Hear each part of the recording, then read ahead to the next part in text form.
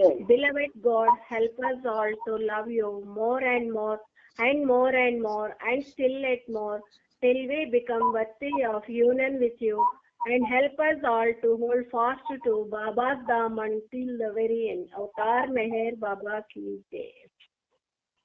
Avatar Meher బాబాకి జై.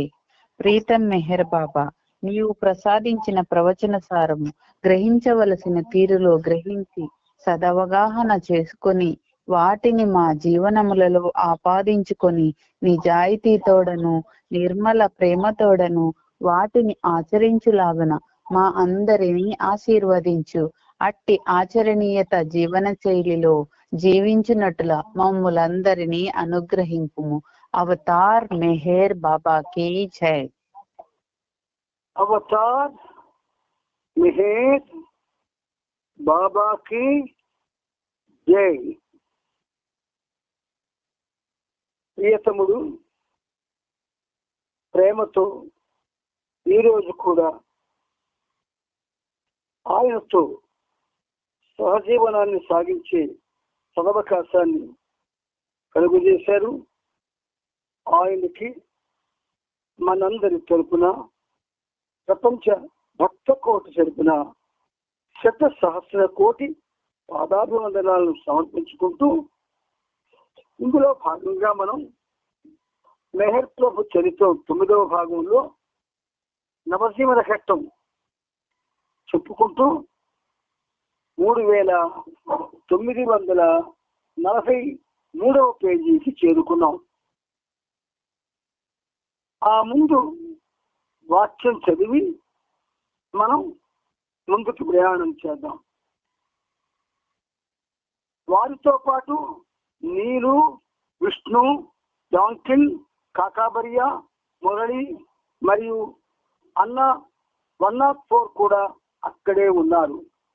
వారిలోని ప్రతి ఒక్కరూ నిర్వహించవలసిన విధులను బాబా విడివిడిగా ఒక్కొక్కరికి అందజేశాడు.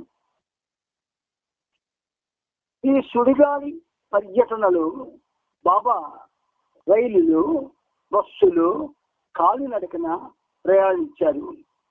వస్తులను, సాధు సత్పురుషులను, అలాగే ఉపాధి లేక జీవిత అవసరాలకు ఎదురు చూసే కుటుంబాలను బీహార్, బెంగాల్, ఒరిస్సా, నేపాల్, మెడ్రాస్, హైదరాబాద్ మరియు బొంబాయి రాష్ట్రాలలోని పేదలను కలిసి తన కార్యక్రమాన్ని పూర్తి చేశాడు. ఆ పర్యటనలోని కఠినమైన అంశం ఏమిటంటే, ఒకప్పుడు బాగా ధనవంతులుగా బ్రతికి ప్రస్తుతం కష్టాలలో మునిగి ఉన్న కుటుంబాలను కనుగొనడం. మస్తులతోనూ పేదలతోనూ అలాంటి కుటుంబాలతోనూ బాబా నిర్వహించిన ఈ కార్యక్రమం కారణంగా అత్యంత శ్రమతో కూడిన ప్రయాణం చేయవలసి వచ్చింది. కానీ పాత జీవితంలో ఉన్నప్పుడు ఆ పని చేయడానికి అనుసరించే విధానాలతో పోలిస్తే ప్రస్తుతం అదే పనిని నవజీవన సమయంలో నిర్వహించే విధానం చాలా భిన్నంగా ఉన్నది. అక్టోబర్ 16 జరిగిన సమావేశంలో తోగైన డబ్బును ఇప్పుడు బాబా తన ప్రేమ కానుకగా గిఫ్ట్ ఆఫ్ లవ్ ఇచ్చే ముందు ఆ కానుకను పొందేవారి కాళ్ళు కడిగి తన శిరస్సును వారి పాదాల పైన మోపి ఏడిచి చేత ఈ మాటలు చెప్పించేవారు. అర్హులైన వారికి, ఎంతో అవసరమున్న వారికి ఇవ్వడం కోసమే ప్రేమమూర్తులు కొందరు ఈ డబ్బును ఇచ్చారని, స్వీకరించేవారు దానిని ధర్మంగా భావించవద్దని, లేదా వారేదో ఆ వ్యక్తులకు రుణగ్రస్తులైనట్లు భావించరాదని, వారు దీనిని ఒక ప్రేమ కానుకగానే గిఫ్ట్ ఆఫ్ లవ్ భావించాలని మా పెద్దన్నయ్య చెబుతున్నారు. గతంలో బాగా బ్రతికి చెడిన కుటుంబాల విషయంలోనే ఈ పద్ధతి అనుసరించేవారు. పేదల విషయంలో ఎలాంటి క్రతువు లేకుండానే బాబా తన ప్రేమ కానుకను ఇచ్చేవారు. పాత జీవితంలో బాబా మస్తులతో ఏకాంతంగా సాంగత్యం చేసేవారు. కానీ నవజీవనంలో మస్తులు ఎక్కడ కనిపించినా, గదిలోనైనా, రోడ్డుపైనైనా, మార్కెట్లోనైనా వారిని తన అనుచరుల సమక్షంలో బాబా సాంగత్యం చేస్తున్నారు. అంతేగాక నవజీవన సమయంలో బాబా మస్తులతో సాంగత్యం చేసేటప్పుడు అక్కడ మస్తుతో ఉన్న స్థానికులను వెళ్ళిపోమని చెప్పేవారు కాదు. నా మస్తు కార్యక్రమం నిజానికి అయిపోయింది. పాత జీవితంలో నాకు, భగవంతునికి మరియు సంబంధిత మస్తుకు మాత్రమే నా పనేమిటో తెలిసేది. నవజీవనంలో నేను ప్రస్తుతం సాధకునిగా మారిపోయాను. నేను నా శిరస్సును మస్తుల పాదాలపై మోపుతాను. నా ఆధ్యాత్మిక ప్రయోజనం సిద్ధించడానికి నేను వారి ఆశీస్సులను కోరుతాను అని బాబా చెప్పారు. మస్తులను బాబా కలుసుకునే ఈ సందర్భాలలో ప్రతి మస్తుకు ₹1 ఇచ్చేవారు. ఆ సమయంలో వైద్యులు కానీ, అక్కడ ఉన్న ఇతర అనుచరుడు కానీ బాబా తలపెట్టిన ఆధ్యాత్మిక ఉద్దేశాన్ని భగవంతుడు నెరవేర్చుగాక, మీరు దానికై భగవంతుడిని ప్రార్థించండి అనే మాటలను ఉచ్చరించేవారు. ఒక మస్తు పూర్తిగా అచేతనావస్థలో ఉన్నప్పుడు మాత్రం ఆ మాటలను చెప్పడం జరిగేది కాదు. కానీ చేతనావస్థలో ఉన్న మస్తు వద్ద ఆ మాటలు పలికిన తరువాత మస్తు సమాధానం చెప్పేంత వరకు బాబా వేచి ఉండేవారు. ఆ మస్తు సమాధానం చెప్పకపోతే కూడా బాబా గంటల తరబడి కదలకుండా అక్కడే అలాగే ఉండిపోయేవారు. ఆ రోజుల్లో బాబా సాధారణ జనం నుండి కూడా ఆశీస్సులను కోరేవారు. అలా ఆయన తాను నిర్వహించే సాధకుని పాత్రకు పరిపూర్ణతను చేకూర్చేవారు. వరదలు, భూకంపాల కారణంగా బీహార్, బెంగాల్ మరియు ఒరిస్సా రాష్ట్రాల్లో ఆహారపు కొరత ఏర్పడింది. ఇండియా పాకిస్తాన్ల విభజన తర్వాత ఇండియాలో శరణార్థుల సమస్య చాలా తీవ్ర రూపం దాల్చింది. దురదృష్టం రాజ్యం ఏలుతుంది. అంతటా దుఃఖం తాండవించింది. హింసకు పురుకొల్పే విధంగా అసంతృప్తి అంతటా వ్యాపించసాగింది. ఆ ప్రాంతాలన్నింటిలో నిస్సహాయత మరియు నిస్పృహ అలుముకొని ఉన్నాయి. బీహార్లో కోసీ నది పరివాహక ప్రాంతంలోని వరద మూలంగా ప్రజలు దుర్భరమైన బాధలకు లోనయ్యారు. ఎంతో ప్రాణ నష్టం, ఆస్తి నష్టం సంభవించింది. శ్రీయుతులు జానకీ నందన్ సింగ్ బీహార్లోని దర్భంగా జిల్లా పరిషత్ అనే జిల్లా బోర్డు అధ్యక్షుడిగా ఉన్నారు.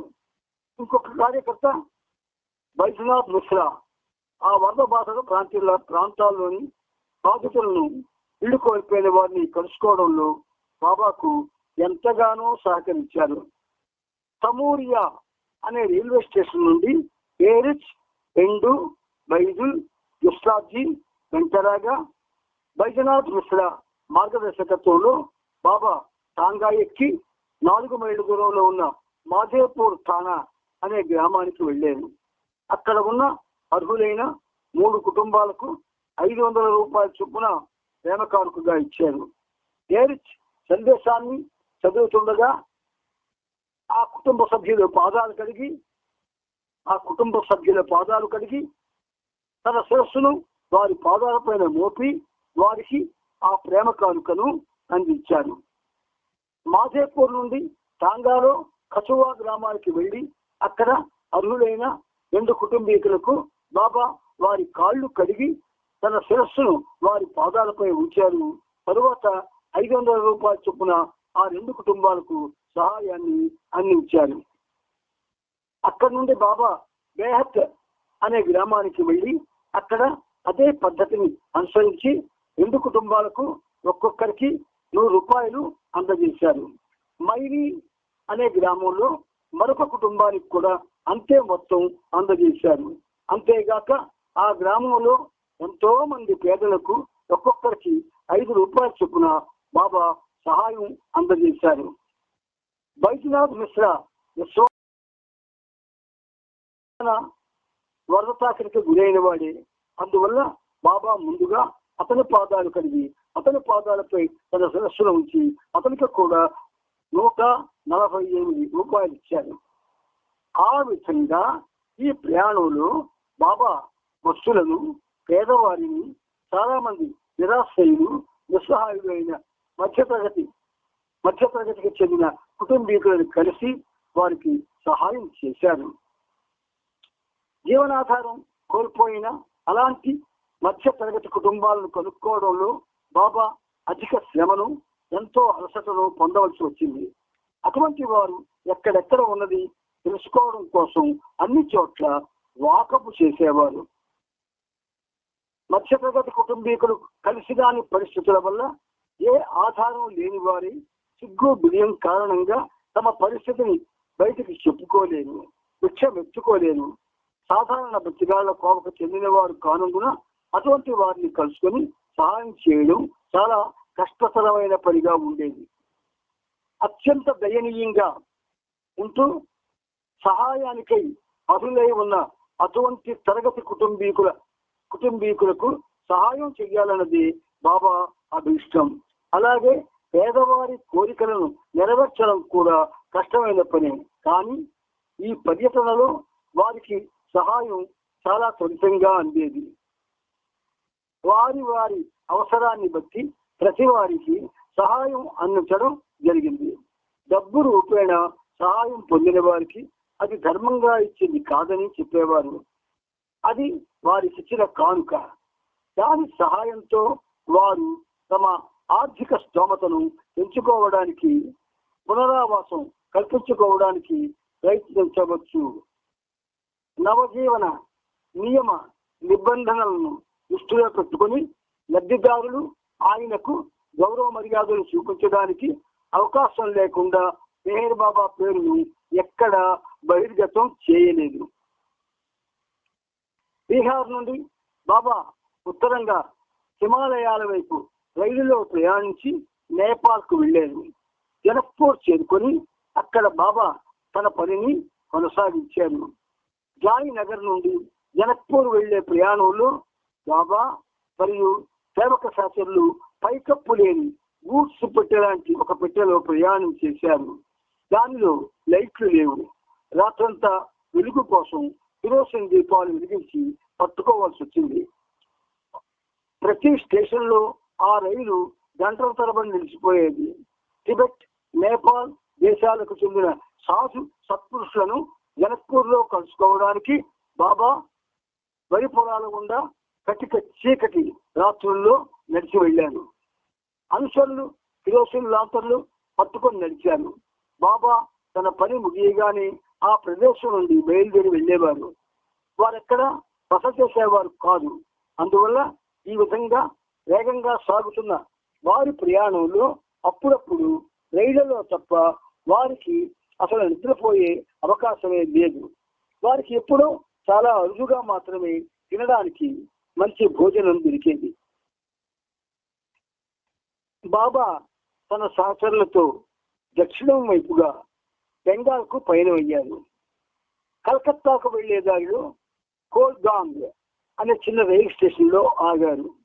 బాబా అక్కడ ఒక బస్సుతో సాంగత్యం చేశారు. ఆ బస్సు బాబాను, సహచరులను ఆ రోజు తనకు అతిథులుగా ఉండమని ఆహ్వానించాడు. కానీ బాబా వెంటనే బయలుదేరి రైలులో కలకత్తా వెళ్లాలని అభిలషించారు.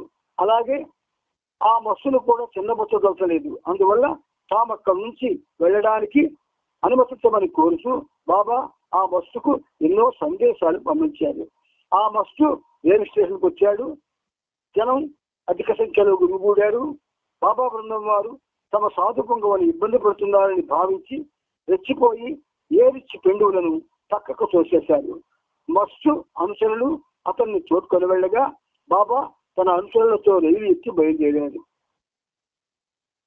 మహాబలేశ్వర్ నుండి బయలుదేరి 11 రోజులు గడిచాయి. వారు సగటున రోజుకు 1 గంట మాత్రమే నిద్రించేవారు. అందువల్ల కలకత్తాలో బాబా 3-4 రోజులు విశ్రాంతి కోసం ఉండిపోయారు. ఆ సమయంలో కూడా బాబా అక్కడ కొందరు భక్తులను కలిశారు. ఒక పేద కుటుంబానికి 500 రూపాయలు ఇచ్చారు. బాబా ముందుగా ఆదేశించినట్టుగానే నవంబర్ 4వ తేదీని ఛగన్ అహ్మద్ నగర్ నుండి వచ్చి వారిని కలుసుకున్నాడు. కలకత్తాలోని సద్గురు రామకృష్ణుని దక్షిణేశ్వరాలయంలో బాబా అరగంట సేపు దుస్తులు విప్పి కేవలం లంగోటి ధరించి అర్ధనగ్నంగా కూర్చున్నారు. దక్షిణేశ్వరాలయంలో ఆయన ఆంతరిక కార్యక్రమం ముగియగానే చల్లని కఫ్నీ ధరించి చేతిలో వృక్షపాత్ర పట్టుకొని ఆలయ ప్రాంగణం బయటికి నడిచారు. సహచరులకు ముందుగా చెప్పకుండా బాబా వీధుల్లో తిరుగుతూ ఇంటింటికి వెళ్లి భిక్ష అడగడం అదే మొదటిసారి. సహచరులు కోట్లు, ప్యాంట్లు, షర్ట్లు, బూట్లు వేసుకొని టోపీలు పెట్టుకుని ఉన్నారు. అదే సమయంలో బాబా సూచన ప్రకారం 2 పేదలకు డబ్బు పంచుతూ నడుస్తున్నాడు. బాబా భిక్షపాత్రతో భిక్ష నడిస్తూ ముందుకు నడుస్తున్నారు.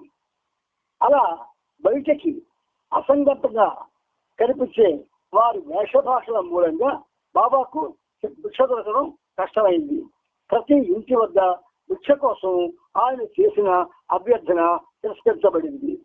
చివరకు అణకువగా ఉండే ఒక బెంగాలీ కుటుంబం వారు అప్పుడే వండిన వేడి ఆహారాన్ని బాబాకు భిక్షగా ఇచ్చారు. ఆ ఇంటి ముందుకు బాబా చేరుకున్న సమయంలో అన్నం, కూర ఇంకా ఉడుకుతూనే ఉన్నాయి. ఆ ఇంటి వారి కూతురు కొంతసేపు వేచి ఉండమని బాబాను కోరగా బాబా ఆమెకు 5 నిమిషాల సమయం ఇచ్చారు. ఆ వెంటనే వారు తొందరగా వంట ముగించి బాబాకు వేడి అన్నం, పాలకూర భిక్షగా ఇవ్వగలిగారు. అలా ఆ కుటుంబం వారు ఆశీర్వదించబడ్డారు. ఆ ఇంటి ముందే బాబా బృందంలోని 2 కొంతమంది పేదలకు డబ్బు పంచడం చూసినా ఆ ఇంటి వారేమీ పట్టించుకోలేదు.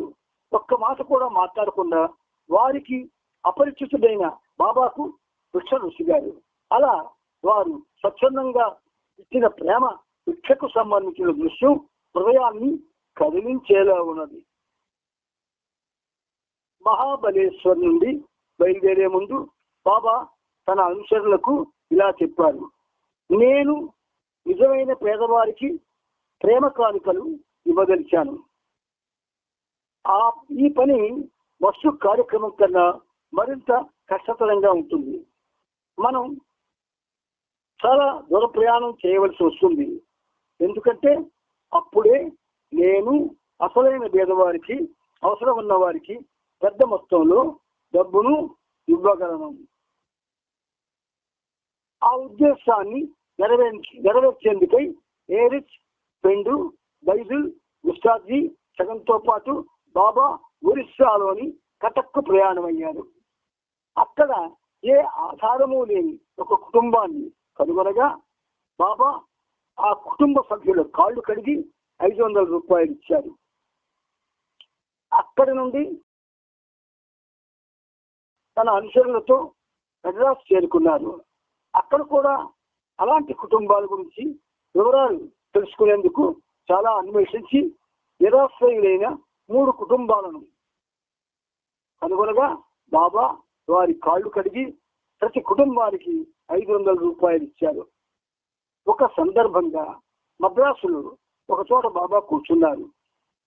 అప్పుడు అకస్మాత్తుగా బాబా తనకు దాహం వేస్తోందని షౌకి చేశారు. కొబ్బరి నీళ్లను తీసుకొచ్చేందుకు ఏరిచిని పంపించారు. కొబ్బరి నీళ్లు తెచ్చే సమయంలో దురదృష్టమైన కుటుంబం గురించి అక్కడున్న వారు చర్చించుకోవడాన్ని ఏరిచి గమనించాడు. పాన్, పొగాకు అమ్మే ఆ దుకాణం యజమాని వద్దకు వెళ్లి సహాయం కోసం ఎదురు చూస్తున్న అనగారిన కుటుంబం గురించి మీకేమైనా తెలుసా అని అడిగాడు. ఏరిచి ప్రశ్నకు సమాధానంగా ఆ దుకాణం యజమాని ఇలా చెప్పాడు: గూడూరులో ఉంటున్న ఒక కుటుంబం గురించి నేను విన్నాను. ఒకప్పుడు వారు సంపన్నులుగా జీవించారు. కానీ నేడు అన్న వస్త్రాలకు కూడా నోచుకొని దయనీయ పరిస్థితుల్లో ఉన్నారు. అతను ఒక పెద్ద వ్యాపారి, ఒక పెద్ద భవంతులకు కూడా నిర్మించిన వ్యక్తి. కానీ ఆకస్మికంగా వ్యాపారంలో నష్టం వాటిల్లింది. దాన్ని ఆసరాగా తీసుకుని భవనం నిర్మించిన కాంట్రాక్టర్ అతన్ని మోసం చేసి దోచుకోవడం మొదలుపెట్టాడు. దాని ఫలితంగా ఆ కాంట్రాక్టరే ఆ భవనానికి యజమాని అయిపోయాడు. ఆ కుటుంబం వారు ఒక పూరి గుడిసెలో కటిక దరిద్రంతో కాలం గడుపుతున్నారు. ఏరిచ్ ఆ కుటుంబం గురించి వివరాలను బాబాకు తెలియపరిచాడు. బాబా వెంటనే గూడూరుకు వెళ్లాలని ఆరాటపడ్డారు.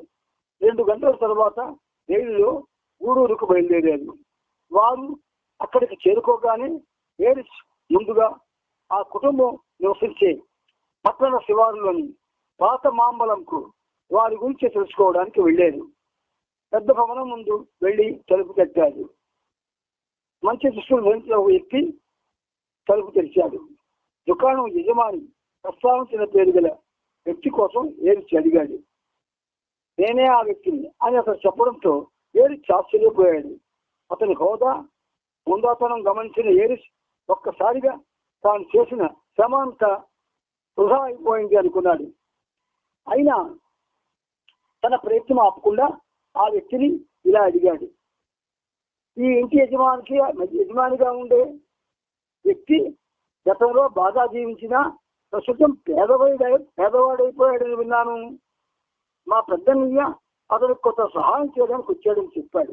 ఆ వ్యక్తి ఏ సమాధానం చెప్పలేదు. కానీ అతని వెనుక నిలబడి ఉన్న అతని కుమారుడైన ఒక చిన్న బాలుడు, మీకు కావలసిన వారు దగ్గరలోని చిన్న వీధిలోని గుడిసెలో ఉంటున్నారు అని చెప్పాడు. ఏరిచ్ కలిసిన ఆ వ్యక్తి ఆ భవనపు అసలు యజమాని నుండి ఆ భవనాన్ని స్వాధీనం చేసుకున్న కాంట్రాక్టర్. ఆశ్చర్యంగా వారిద్దరి పేర్లు ఒకటే. ఆ పిల్లవాడు ఏరిచ్ను ఆ కుటుంబం నివసిస్తున్న గుడిసెను చూపించడానికి తీసుకుని వెళ్ళాడు. ఆ రోజు దీపావళి పండుగ. కానీ ఆ గుడిసె ముందర ఒక్క దీపం కూడా వెలగడం లేదు. ఏరిచ్ ఆ గుడిసె తలుపు తక్కాడు. వయసులో ఉన్న ఒక అమ్మాయి వచ్చి మెల్లగా తలుపు తీసింది. ఆ అమ్మాయి కట్టుకున్న చీర చిరుగులతో ఉంది. లోపల కూడా చీకటిగానే ఉంది. అద్దాల పట్టులో ఉన్న కృష్ణుని విగ్రహం ముందు మాత్రమే ఒక చిన్న దీపం ముడుకు అంటూ వెలుగుతోంది. అంత పేదరికంలోనూ అతడు కృష్ణ విగ్రహాన్ని కాపాడుకొని ఉంచుకున్నాడు. ఆ పేద వ్యక్తి అనారోగ్యంతో ఒక మూలనున్న మంచం పైన పడుకొని ఉన్నాడు. అతని భార్య కూడా మరొక మంచం పైన కూర్చుని ఉంది. ఆ అమ్మాయి కృష్ణుని ప్రార్థిస్తూ ఉంది. ఏరిచ్ ఆ వ్యక్తి గురించి అడగగా ఆ అమ్మాయి, అవును, ఆయన నా తండ్రి, అనారోగ్యంతో ఉన్నాడు. మా తల్లి కూడా ఆరోగ్యంగా లేదు. మీరెందుకు ఇక్కడికి వచ్చారు అని అడిగింది. నేను మీ నాన్నగారి పరిస్థితి గురించి తెలుసుకున్నాను. మా పెద్దన్నయ్య అతనికి సహాయం చేయాలని ఇక్కడికి వచ్చారు అని ఏరిచి వివరించి చెప్పాడు. మా దగ్గర అప్పు తీర్చడానికి ఏమీ లేదు అని ఆ అమ్మాయి చెప్పింది. ఎంత ధైర్యంగా ఉందో చూడండి. అంటే ఆయన దయామయుడు.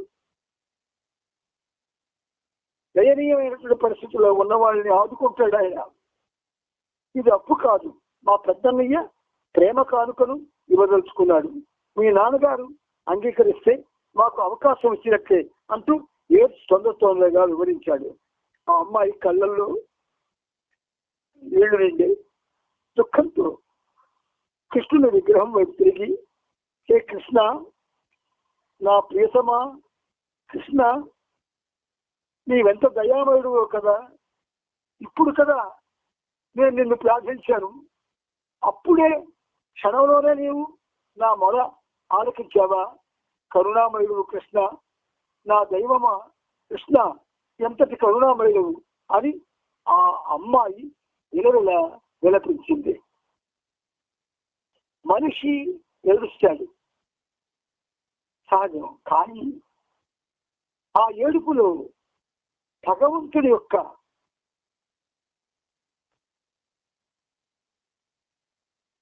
కరుణ, దయ అపారంగా కలిసి రావడం చాలా కష్టం. అది విని ఏరి హృదయం కూడా ద్రవించిపోయింది, కన్నీళ్లు వచ్చాయి. మా పెద్దన్నయ్య ముందుగా కానుక సేకరించే వ్యక్తి కాళ్ళు కడిగి ఆ పాదాల పైన తన శిరస్సు ఉంచుతారు. కొద్దిగా నీళ్లు వేడి చేసి సిద్ధంగా ఉంచు, ఈలోగా నేను మా పెద్దన్నయ్యను స్టేషన్ నుండి తీసుకొని వస్తాను అని ఆ అమ్మాయితో ఏరి చెప్పాడు. ఏరి స్టేషన్కి వెళ్ళి బాబాను పెందును ఆ గుడిసె వద్దకు తీసుకొని వచ్చాడు. బాబా ఆ వ్యక్తి పాదాలు కడిగి తన శిరస్సును వాటిపై ఆనించి అతనికి 500 రూపాయలు ఇచ్చాడు. ఆ అమ్మాయి ఉద్విగ్నురాలై దుఃఖంతో హే కృష్ణ, హే కృష్ణ, దయాబలుడమైన కృష్ణ అని వినిపిస్తూనే ఉంది. కృష్ణుడే భౌతిక రూపంతో అక్కడ సాక్షాత్కరించాడు. అయినా ప్రభువు అక్కడ ఎంతో సేపు ఉండలేదు. తన పని ముగించుకొని టాంగాలో కూర్చొని వెళ్ళిపోయాడు. కొంత దూరం వెళ్ళిన తర్వాత బాబా తన కోటును ఆ గుడిసెలోనే మర్చిపోయినట్లు గమనించారు. కానీ బాబా ఏడుస్తోనూ పిండుతోనూ నా కోటును వారి వద్దనే ఉండనియండి, దాని గురించి మర్చిపోండి, ఇక్కడ జరిగిన ఈ పనితో నేను చాలా సంతోషంగా ఉన్నాను అని చెప్పారు. బాబా తన శాస్త్రులతో పాటు హైదరాబాద్లో 9 రోజులు ఉండడం కోసం మద్రాసు నుండి రైలులో బయలుదేరారు. మహమ్మదీయుల ప్రార్థనా స్థలమైన ఒక ఈద్గాలో ఒక రోజున బాబా అరగంట సేపు ఏకాంతంగా కూర్చున్నారు. ఆయన శాస్త్రుల చుట్టూ కాపలాగా ఉండగా బాబా తాను ధరించిన దుస్తులు ఇప్పి కేవలం లంగోటి ధరించి అర్ధనగ్నంగా కూర్చున్నారు. ఈ విధంగా బాబా యొక్క లంగోటి జీవనం కూడా కొనసాగింది. హైదరాబాద్ లో బాబా ఇచ్చే ప్రేమ కానుకకు అర్హులైన 11 కుటుంబాలను ఎంపిక చేయడమైంది. 3 మహమ్మదీయ కుటుంబాలకు మరియు 5 హిందూ కుటుంబాలకు బాబా 500 రూపాయల చొప్పున తన ప్రేమ కానుకగా ఇచ్చారు. మరొక 3 కుటుంబాలకు బాబా అంతకంటే తక్కువ మొత్తాన్ని ప్రేమ కానుకగా ఇచ్చారు.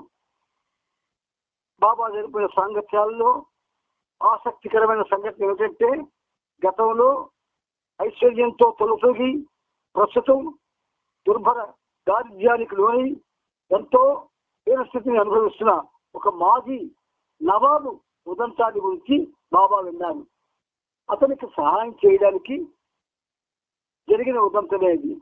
గతంలో అతను ఎంతటి సంపన్నుడంటే, అతను ప్రయాణం చేయవలసి వస్తే తన కోసం ఒక ప్రత్యేకమైన రైలు పెట్టే ఒకటి ఆ రైలుకు తగిలించబడేది. అతను నివసించే భవనం ముందు 2 ఏనుగులు గొలుసులతో కట్టబడి ఉండేవి. కానీ అతని దురదృష్టం అతను ఎంతటి దయనీయ స్థితికి దిగజార్చిందంటే, అతను జీవనాధారం కోసం వీధుల్లో బీడీలు, అగ్గిపెట్టెలు అమ్ముకోవాల్సి వచ్చింది. ఇది నా ఇల్లు అని చెప్పుకునేందుకు అతనికి ఒక గూడు కూడా లేకుండా పోయింది. ఆ మాజీ రాజకుమారుని కోసం హైదరాబాద్ లోని మడ్ఫోర్డ్ అనే ప్రాంతంలో అన్వేషించసాగాడు. అతను అందరికీ తెలిసిన వాడే అయినా ప్రస్తుతం అతనికంటూ ఎలాంటి నివాస స్థలం లేదు. అందువల్ల అతను ఉండే నివాసం కనుక్కోవడం ఏమంత సులభంగా జరగలేదు. చివరికి ఏరిచ్ ఒక దుకాణదారుని సంప్రదించగా అతను ఇక్కడే వరండాలో జబ్బుపడి పడుకొని ఉన్నాడు అని చెప్పాడు. ఏరిచ్ అతని వద్దకు వెళ్ళగా అతను ఎవరో ఇచ్చిన ఒక ఇరిగిన మంచం పైన పడుకొని ఉన్నాడు. దగ్గరలో ఒక ఖాళీ చెక్క డబ్బా పైన కొన్ని బీడీలు, అగ్గిపెట్టెలు చిందరవందరగా పడి ఉన్నాయి. ప్రస్తుతం ఈ ప్రపంచంలో ఆయనకు చెందిన వస్తువులు అవే. అతని భార్య మున్సిపల్ దవాఖానా నుండి ఉచితంగా లభించే మందులు తేవడానికి వెళ్ళింది. ఏరిచ్ వెంటనే వెళ్ళి బాబాను వైద్యులను తీసుకొచ్చాడు. ఏరిచ్ నెమ్మదిగా అతనితో, మీకు సహాయం చేయడానికి మా పెద్దనే వచ్చాడు. ఆయన పెద్ద మొత్తంలో డబ్బులు మీకు ప్రేమ కానుకగా ఇస్తాను, మీరు అంగీకరిస్తే మేము కృతజ్ఞులు అని చెప్పాడు. మీరు ఎక్కడి నుంచి వచ్చారు, నాకెందుకు సహాయం చేయాలనుకుంటున్నారు, మీ ఉద్దేశం ఏమిటి అంటూ అతను అనుమానంగా అడిగాడు. అలాంటి సందేహాలు అవి పెట్టుకోవద్దు. మా అన్నగారు ఇచ్చే కానుకను దేవుని కృపగా అంగీకరించండి, అదే మేము మిమ్మల్ని కోరేది అని ఏరిస్ చెప్పాడు. ఎంతో ప్రయత్నించిన మీదట అతను కానుకను తీసుకునేందుకు అంగీకరించాడు. వెంటనే పని ముగించాలన్నాడు బాబా. కానీ ఏరిస్ బాబా అతని భార్య వచ్చే వరకు వేచి ఉండడం మంచిది, ఇక్కడ చాలా మంది ఉన్నారు, ఎవరైనా ఆ డబ్బును దొంగిలించవచ్చు అన్నాడు. అవును, డబ్బు అలాంటిదే. ఇలాంటి పరిస్థితిలో ఉన్న వ్యక్తులు ఎవరైనా డబ్బు విషయంలో చాలా జాగ్రత్తగా ఉండాలి అంటూ బాబా హెచ్చరిస్తున్నట్లుగా చెప్పాడు. బాబా ఆ వ్యక్తి పాదాలు కడగడం కోసం ముందుకు వెళ్ళాడు. ఆ వ్యక్తి అనారోగ్యంగా ఉన్న మంచం మీద నుంచి లేచి నిలబడాలనుకున్నాడు. వద్దని అక్కడ ఉన్న వారందరూ వారించినా అతను ఒప్పుకోలేదు. బాబా అతని పాదాలను కడిగి తన శిరస్సును వాటిపై ఉంచాడు. అతనికి 500 రూపాయలు ప్రేమ కానుకగా ఇచ్చాడు. నోట్ల కట్టలు చూసిన నవాబు తట్టుకోలేక స్పృహపట్టి పడిపోయాడు. అది చూసి అక్కడ నిలబడి ఉన్నవాడు బాబాను ఆయన సహచరులను నిందించసాగారు. బాబా ఆయన సహచరులు అక్కడ ఉండడం వల్లనే అతని ఆరోగ్యం మరింత క్షీణించి సరిపోయాడని పుకారులు లేవనెత్తారు. అక్కడ చాలా మంది వారి చుట్టూ చేరినందున బాబా రెండు మరియు ఏరిస్ ఆ వ్యక్తిని లేపి మంచం పైన కూర్చుండబెట్టారు. అతనికి గాలి ఆడడం కోసం బాబా విసరసాగారు. పోలీసులను వెంటనే పిలిపించండి, వీరు గడ్డ దొంగలు, వారు పేద నవాబుకు విషపెట్టి చంపేశారు, మీరు తప్పించుకోకుండా చూడండి అని ఆ గుంపులో నుండి కేకలు వినబడ్డాయి. ఏరిస్ వాళ్ళకి నచ్చ చెప్పడానికి ప్రయత్నించగా లాభం లేకపోయింది. అంతలో అతని భార్య మందులు తీసుకొచ్చింది. తన భర్త చూడలేకుండా పడి ఉండడం చూసి గట్టిగా రోధించడం మొదలుపెట్టింది. నేను ప్రపంచంలో అన్ని పోగొట్టుకున్నాను, కేవలం నా భర్త ఒక్కడి నాతో ఉన్నాడు, ఇప్పుడు మీరు ఆయన్ని కూడా నా నుండి దూరం చేసేస్తారు అంటూ వాపోయింది. అతను తొందరలోనే త్వరలోకి వస్తాడు, అతను చనిపోలేదు, కంగారు పడకండి, అతనికి పెద్ద మొత్తంలో డబ్బు ఇవ్వడమైంది, ఆ డబ్బును జాగ్రత్తగా ఉంచుకొని అతను చికిత్సకు వాడుకోండి అని చెబుతూ ఏరిస్ ఆమెను సముదాయించే ప్రయత్నం చేశాడు. అతను నెమ్మదిగా కళ్ళు తెరిచాడు. అసూసాలతో నేను కళ్ళతో వాటిని ఎందుకు దూషిస్తావు అని భావించు అంటూ ఈ వ్యక్తులు దేవుని దూతలు, వారు ఏం చేశారో తెలుసా అని జరిగిందంతా భార్యకు చెప్పాలి. అది విని ఆ స్త్రీ సరైన సమయంలో వారు చేసిన సహాయానికి కృతజ్ఞతలు తెలియజేయడం మొదలుపెట్టింది. ఇది భగవంతుని కృపయే, అందువల్ల భగవంతుడికే. బాబా వెంటనే నిరుపుల ఆ ద్వారం నుండి బయటికి వెళ్ళిపోయారు. కొందరు ఇంకా ఆయన నేరం చేశారనే భావిస్తున్నారు. ఆ రకంగా ప్రాపంచిక పరిస్థితులు వికసించి అస్థిరత్వానికి లోని నిరాధార స్థితిలో ఉన్న అలాంటి కుటుంబాలకు సహాయం అందించడం జరిగింది. అలాంటి వారిని కనుగొనడం నిజంగా చాలా కష్టమైన పనే. కానీ నిజంగా కష్టాల్లో ఉన్న అట్టి వ్యక్తులపైన దైవీ మానవుడైన అవతారులకి ఉన్న ప్రేమ చాలా గొప్పది. ఆయన అటువంటి వారిని కనుగొని సహాయం అందించడంలో ఎటువంటి బాధలనైనా భరించేవాడు. ఒక 4 రోజులు రాత్రింబవాళ్ళు కష్టించి అలాంటి 33 పేద కుటుంబాలకు ఆర్థిక సహాయం అందించి 250 మంది పేదవారికి వివిధ మొత్తాల్లో డబ్బు ఇవ్వడం జరిగింది. హైదరాబాద్ నుండి బయలుదేరే ముందు కుతూహలమైన ఒక సంఘటన జరిగింది.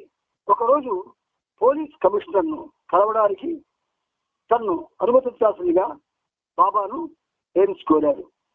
వారు వెళ్లే దారిలో అన్ని పట్టణాల్లో అక్కడ పోలీసు వారు బాబా బృందాన్ని ఆపి ప్రశ్నించి వేధించకుండా ఉండడానికి వారికి గుర్తింపు కార్డులను కమిషనర్ సంతకంతో జారీ చేయించుకోవడానికి ఆ అనుమతి కోరాడు. ఏరిస్ హైదరాబాద్ పోలీస్ స్టేషన్కి వెళ్లి కమిషనర్ని కలిశాడు. అతని పేరు మిస్టర్ రెడ్డి.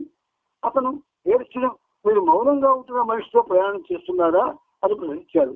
అతను ప్రశ్నకు కళ్ళు తిని అవును అని సమాధానం చెప్పాడు. ఆ పోలీస్ కమిషనర్ ఏరిస్ను తన ఇంటికి పిలిచాడు. ఏరిస్ ఆయన పిలిచా తిరిగి వదిలే అంగీకరించాడు. కమిషనర్ ఇంటిలో ఆయన ఏరిస్ను మీరు ప్రయాణంతో పోయింది మెహబాబాతోనేనా అని అడగ్గా ఏరిస్ చౌరని చెప్పాడు. అప్పుడు ఆయన లోనికి వెళ్ళి ఒక ఫోటో తెచ్చి ఏడుచుకు చూపించాడు. బాబా యువకుడిగా ఉన్నప్పుడు హై స్కూల్లోని క్రికెట్ టీమ్ తో తీసుకున్న ఫోటో అది. పోలీస్ కమిషనర్ తాను కూడా ఆ క్రికెట్ టీమ్ లో ఒక సభ్యుడినేనని, స్కూల్ రోజుల నుండి తాను మెహర్ బాబాను ఇప్పుడు జ్ఞాపకం చేసుకుంటున్నానని బాబాకు చెప్పమన్నాడు. ఆ తర్వాత పోలీస్ స్టేషన్ నుండి ఏరిచ్కి కావాల్సిన పత్రాలు జారీ చేయబడ్డాయి. అప్పటి నుంచి బాబా ఆయన సహచరులు స్వేచ్ఛగా ప్రయాణం చేయడానికి వీలైంది. ప్రతి పట్టణంలోనూ గ్రామంలోనే కాక ప్రతి పోలీస్ అవుట్ పోస్ట్ లో కూడా బాబా బృందాన్ని ఆపకుండా పంపడం కోసం స్థానిక పోలీసులకు ఆదేశాలు ఇవ్వబడ్డాయి. బాబా తన కార్య నిర్వహణలో తీవ్రమైన అసౌకర్యాలకు లోనై ఎన్నో కష్టాలను అనుభవించి నవంబర్ 25వ తేదీన బొంబాయికి చేరుకున్నారు. వారు నిజానికి యావత్ భారతావన్ని చుట్టువచ్చారు. అన్ని దిశల్లో ఉత్తరాన బీహార్ మరియు నేపాల్, తూర్పున కలకత్తా, దక్షిణాన మద్రాస్, హైదరాబాద్, పశ్చిమాన బొంబాయి ప్రయాణించి వచ్చారు. ప్రతి పట్టణంలోనూ గ్రామంలోనూ బాబా ఆయన అనుచరులు వారు ప్రయాణించి రైలు లేదా బస్సు దిగి పేదవారిని, భక్తులను, సాధువులను కలుసుకోవడానికి తిరగవలసి వచ్చింది. మధుపూర్ బీహార్ లో పేద కుటుంబాలను కలుసుకోవడానికి బాబా టాంగా గుర్రబండిలో ప్రయాణించి వెళ్లారు. తిరిగి వచ్చేటప్పుడు ఎడ్ల బండిలో వచ్చారు. వరద నీటి ఉధృతి వల్ల అక్కడ మరే ఇతర వాహనంలో వెళ్లడం సాధ్యపడలేదు.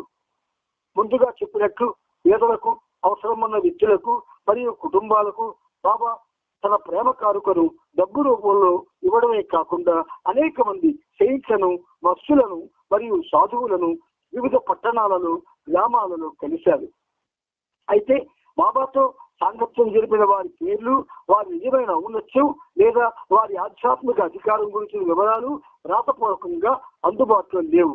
కేవలం ఆయన సందర్శించిన ప్రదేశాల వివరాలు, ఆయనతో సాంగత్యం జరిపిన ఆ ఉన్నత ఆత్మల స్థితి గురించి మాత్రమే సమాచారం అందుబాటులో ఉంది.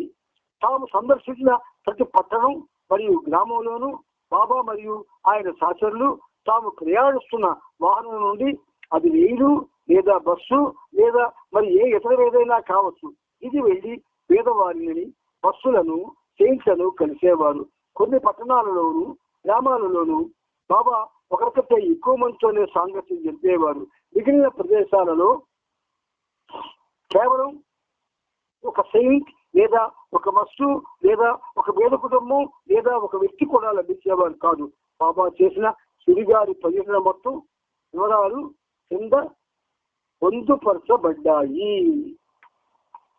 ఈరోజు అద్భుతమైన రెండు ఉన్నతమైనటువంటి విషయాలు బాబా పర్యటనలో మనం తెలుసుకొని ఒక విధంగా పూర్తిగా సంతోషించడానికి బాబా మనందరికీ అవకాశం ఇచ్చారు. అయితే ఆయన చరిత్ర అంతా కూడా ఒక విధంగా చెప్పాలి అంటే ప్రేమమయం. ఇప్పుడు మనం ఒక 5 నిమిషాల గ్యాప్ లో మళ్ళీ కలుసుకుంటాం. అవతార్ మెహర్ బాబా కి జై.